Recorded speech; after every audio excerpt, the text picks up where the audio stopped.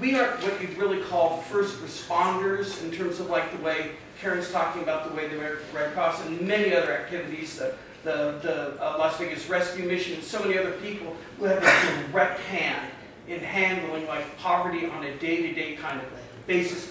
What we do is more just, it's strictly kind of more oriented on education. Now, I have one of these which our folks made up, which I think are beautiful. I have one for everybody. It's got so much valuable information in it. Just so you know, on the subject of Universal Declaration of Human Rights, what it is, just very briefly, back when the United Nations was first formed up in, I think, 46 or 48, Eleanor Roosevelt played a very big part in setting up the basically the 30 articles which basically outline what are the basic human rights for every one of the 7.5 billion people on the planet. And so what you'll have in your little packet here, we've got a DVD, really entertaining DVD, which just very briefly goes over these things. And then we've got the two booklets, What Are Human Rights and The Story of Human Rights, which just, what we try to do is we just try to educate people on what they are. If you know what your rights are, you stand a lot better chance in being able to protect your rights and being able to be a success in life. And basically, it's one of kind of the bootstrap activities, you might say, to change conditions, you know. So it's a starting point, and so that's kind of what we do. We if you go to our website, it's humanrights.com. There's an educator's kit. There's a whole documentary. There's a lot of information to just inform people on it, and we have a series of PSAs, 30-second PSAs, public service announcements, which we have put from time to time on cable, and which we'll probably be doing a round of them again, just to kind of impinge and get it into people's minds. What are people's human rights? Just very shortly, I'm going to just kind of go over them, if you don't mind. So like I said, there's 30 articles, and this is what the human rights are. The first one is, all human beings are born free and equal in dignity and rights. They're endowed with reason and conscience and should act toward one another in a spirit of brotherhood. Article 2. Everyone is entitled to all the rights and freedoms set forth in this declaration without distinction of any kind, such as race, color, sex, language, religion, political or other opinion, national or social origin, property, birth, or other status. Furthermore, no distinction shall be made of the basis of political, jurisdictional, or international status of the country or territory to which a person belongs, whether it be independent, trust, non-self-governing, or under any other limitation of sovereignty.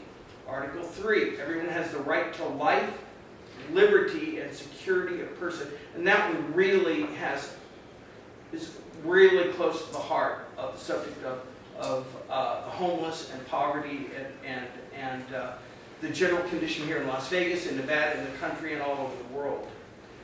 Article 4, no one shall be held in slavery or servitude.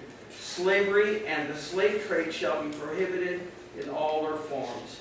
And as Mr. Hu pointed out, and we also were a part of it, was such a victory to get that AB 67 passed by the Nevada legislature. Eradication, to meet some of the folks and ally myself with some of them, and the big push which so many people were involved with, which helped get that bill passed, which is just a real, well, it's a step forward, as most of you know.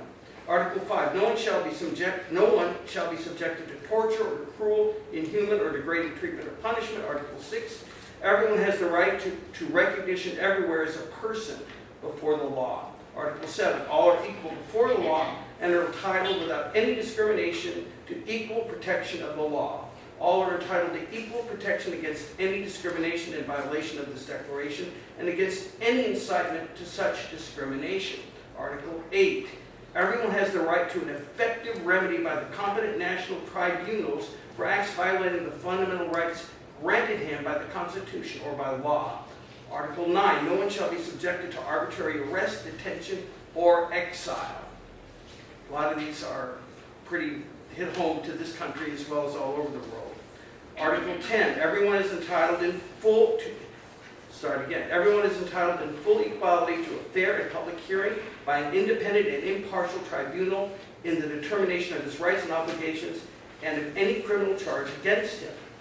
Article 11, it's kind of a long one, I'll summarize it. Everyone charged with a penal offense has the right to presumed innocence until proven guilty according to a law in a public trial in which he has had all the guarantees necessary for his defense. Article 12, no one shall be subjected to arbitrary interference with his privacy, family, home, or correspondence, nor to attacks upon his honor and reputation. Everyone has the right to the protection of the law against such interference or attacks. Article 13, everyone has the right to freedom of movement. Everyone has the right to leave any country, including his own, and to return to his country. Article 14, everyone has the right to seek and enjoy in other countries asylum from persecution. And that certainly has a lot to do with what Lusau does and what Lusau promotes in his African rights activist group. Article 15, everyone has the right to a nationality. That's an interesting one, isn't it? Article 16, men and women of full age without any limitation due to race, nationality, or religion have the right to marry and to found a family. They are entitled to equal rights as to marriage, during marriage, and at its dissolution. During marriage and at its dissolution. Marriage shall be entered into only with free and full consent of the intended spouses. Article 12, everyone has the right to own property. That one's about property. Article 18, everyone has the right to freedom of thought, conscience, and religion. The right includes freedom to change his religion or belief, and freedom either alone or in community with others and in public or private to manifest his religion or belief in teaching, practice, worship, and observance. 19, everyone has the right to freedom of opinion and expression. This right includes freedom to hold opinions without interference and to seek, receive, and impart information and ideas through any idea, regardless of frontiers. 20, everyone has the right to freedom of peaceful assembly and association. No one may be compelled to belong to an association. 21, everyone has the right to take part in the government of his country, directly or through freely chosen representatives. That is a right. There's more to it, but that expands on that one point. Number 22, everyone as a member of society has the right to social security and is entitled to realization through national effort and international cooperation and in accordance with the organization and resources of each state of the economic, social, and cultural rights indispensable for his dignity and the free development of his personality. That's the right to social security. Number 23, everyone has the right to work, to free choice of employment, to just and favorable conditions of work, and to protection against unemployment. That, of course, has directly to do with eradication of poverty. Everyone without any discrimination has the right to equal pay for equal work. Again, eradication of poverty. Everyone who works has the right to just and favorable remuneration and ensuring for himself and his family an existence worthy of human dignity and supplemented, if necessary, by other means of social protection. Everyone has the right to form and join trade unions for the protection of his interests. We're almost done. 24. Everyone has the right to rest and leisure, including reasonable limitation of working hours and periodic holidays with pay. 25. Everyone has the right to standard of living adequate for the health and well-being of himself and of his family. It's interesting. A lot of this comes out. I like what Mr. Hu was saying about the inclusion versus the extraction. This is very much hits on to that point of what kind of society, whether it's an extraction or an inclusion. And that directly, Article 25 has a lot to do with that. Motherhood and childhood are entitled to special care and assistance. All children, whether born in or out of wedlock, shall enjoy the same social protection. 26, everyone has the right to education. Education shall be free, at least in the elementary and fundamental stages. Elementary education shall be compulsory. Technical and professional education shall be made generally available, and higher education shall be equally accessible to all on the basis of merit. And it goes on from there on the subject of education. Number 27, everyone has the right freely to participate in the cultural life of the community, to enjoy the arts, and to share in scientific advancements and its benefits. Like, reminds me of just, getting, having broadband internet as a priority to get it into the poorest areas of the country, that kind of thing, or net neutrality, that kind of thing. I think that's very interesting. Everyone has the right to the protection of the moral and material interests resulting from any scientific, literary, or artistic production of which he is the author. 28, everyone is entitled to a social and international order in which the rights and freedoms set forth in this declaration can be fully realized. 29, everyone has duties to the community, which alone the free and full development of his personality is possible.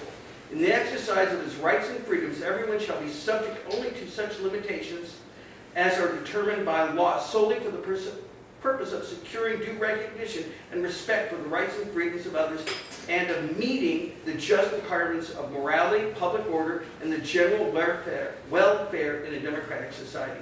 These rights and freedoms may in no case be exercised contrary to the purposes and principles of the United Nations. And lastly, Article 30. Nothing in this declaration may be interpreted as implying for any state, group, or person any right to engage in any activity or to perform any act aimed at the destruction of any of the rights and freedoms set forth herein. So this is, in my opinion, a masterpiece, somewhat comparable in some ways to the Constitution itself. And this is something which our whole limited focus, our mission, is to educate people on this. So please take a copy. We've got copies of this. It is quite something. It is quite a little gift basket from us to you guys. And I encourage that you look at it. We've been around about 10 years. We were founded in 2004. Our president is Dr. Mary Shuttleworth. It's based in Los Angeles. And honestly, we're really just starting to get going here in Las Vegas. One thing we've done, we've helped to sponsor LaSalle on occasion for various activities that he's done, which totally promote and champion human rights. And anything we can do to back them up, we do. And anything more we can do, we will certainly take the next step forward. That's it. One thing I just wanted to mention, a lot of people ask me, what is the difference between human rights law and international humanitarian law? And really, until I became an IHL instructor, I didn't even know the answer. And the difference is that those articles that you just read apply to everyone during times of peace. International humanitarian law kicks in when there is armed conflict or war, to make sure that the participants in the armed conflict are treated with human rights dignity if they become prisoners, if they become wounded, and so forth, and also to protect the rights of civilians and other protected persons during times of armed conflict. So I think it's helpful to kind of see there's kind of a Venn diagram, if you think of it that way, with two overlapping circles, but international humanitarian law specifically comes into play during armed conflict. Thank you. You're welcome. Interesting. That's true. Mm-hmm.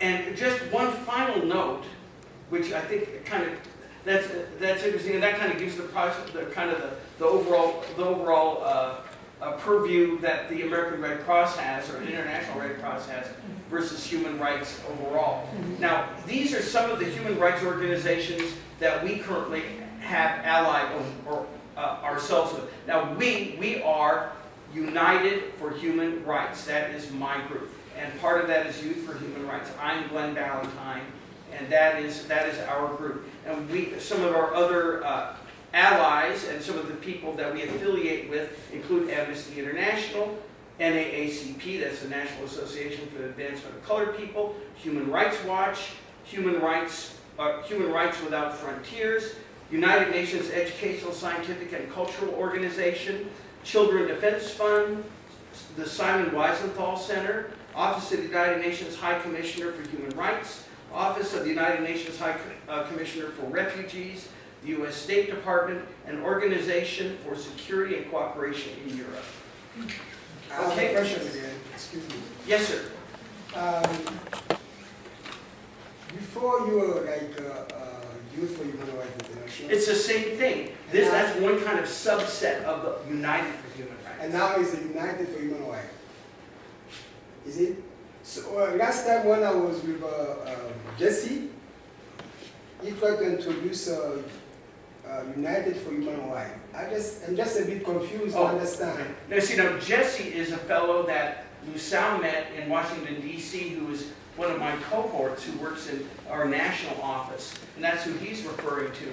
And it started as actually it's just a name. It started as United for Human Rights, but then we made the DVDs, which are all oriented toward youth. And so we began this campaign, Youth for Human Rights. If you watch these PSAs, they are awesome, but they're oriented more to, like, you know, middle school, I high understand school. the work you do. I understand the work the organization does. Since I'm kind of explaining it to them. Yeah, but I'm a bit confused to understand. From the human rights, from the Youth for Human Rights International to United for Human Rights. What is? Well, it's actually one. Yeah, I understand. It's one incorporated. What is it? You know, the nonprofit. What is it? The Chapter Corporation. Yeah, it's one group, but basically they're two separate projects. You might say. Yeah, I understand that. But my question was not on the denomination, but I want just to understand from the Youth for Human Rights International to United for Human Rights.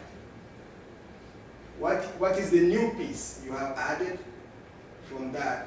Because okay. Let me answer your question. Mm-hmm. Now, if you go online, we've got a whole documentary. We've got this whole educator kit. So we're expanding it to include. I mean, we obviously want to target and get this message out to young people. So it's been expanded to a greater market, I guess. okay. I don't really know the whole. I wasn't there in any why they did it, kind of a campaign change. I don't know, but that's my understanding. Maybe this you explain next time. Thank you. But maybe you and me should call Jesse. We'll get the right. I don't have the full answer. Okay, thank you. Okay. Any other questions? All right. Thank you.